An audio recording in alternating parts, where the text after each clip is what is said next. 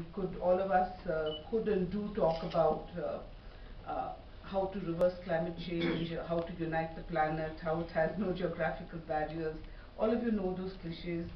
And it's not that we don't believe, all of us believe in it, that's why they're so often used. But my dilemma, as I stand here before you, is that life is not that simple, and to be very honest, and particularly life in a ministry as complex as the Ministry of Environment and Forests, and in a country of such diversity and scarcity as ours, India. So if my words have to carry credibility to you, to the larger audience, to Durban, and if I have to be honest, if my speech has to be contextualized with the actions and decisions that I take as a public official, as a minister, when I leave this room, I think I need to communicate the complexity of my problems and what our stand is to you, and that's what I'd like to do. So if I first start off by taking the most used cliche of all, which is sustainable development and environment. That itself is a blockbuster expression. It's like three large words: sustainable, development and environment. Taken together, nobody really has a problem, because the richest person in the most energy hungry villa, or flying his own aircraft, jetting around the world, to a family in a slum will automatically agree in principle that development has to be sustainable and true to environment protection.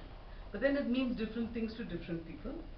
And the problem comes when you begin to allocate values, to allocate priority to three very different phenomena. And those are sustainability, development and environment. And it is at this point that we begin to disagree. As countries in Durban, as individuals in a society, and as stakeholders on this planet. So in a seminar or at an intellectual level, I'm not saying in this room, but you've gone into very great depth. I'm saying at a very general level, it's possible to focus on sustainability as if it were an aspiration or a goal in isolation. But for hundreds of millions in this country, as all of you are very well aware, the key issue is development of livelihood sustainability, as opposed to lifestyle sustainability. And that is what concerns me at the most fundamental level. Because I always say wherever I speak, you can't teach a starving man the value of an Atkins diet. And somebody who has no lights at home, to millions of our countrymen who lack access to electricity, we can't just say that sustainability entails sacrifice, and until the right technology is found, we have to cut back on power generation and burning fossil fuels. I don't think it's possible to talk to people at that level, and that is the viewpoint from which I'm standing, and that is one of the dilemmas that faces me. It's not a polemical intervention, it's a very real question, and it's one that any government, any minister, any public official in India has to deal with every day. To believe that this idea cannot and will not influence our perception of where we stand and how we view climate change is futile, because it will influence, and it does influence me. So it's not, sustainable development and environment protection are not zero-sum games.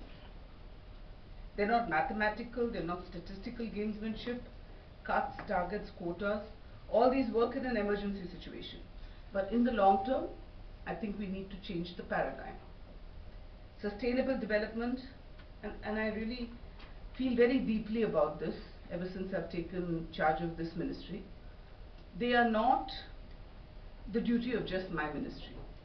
They need to be seen, and I'm going to focus all my energies on making sure they're seen as cross-cutting concerns of every ministry, of every department of this government, and of any kind of governance. They need to be embedded and embraced across the board. Because if urbanization is inevitable, our cities need to be smarter, our public transport mechanism, networks, robust in so many different levels. And in the final reckoning, environment protection and sustainable development have to be the products of innovation and technology development of a type which we've not seen since the infotech revolution of the 1990s. This could take so many forms: agriculture that minimizes water use, alternative energy sources that you've been talking about, that are not only non-polluting but also scalable. Retooling workplaces and homes so that they're energy efficient without incurring huge costs for users or dramatic lifestyle changes. All these and many more are at various stages of development inside our country. And how do we harness it? This is where the magical answer to sustainable development lies. But we can't look for shortcuts. We can't expect India to look for shortcuts. So I consider the issue of climate change, of the international stand, of what is going to happen in Durban, what we are going to say, to be something that's absolutely critical for environment protection and for future development of the entire planet.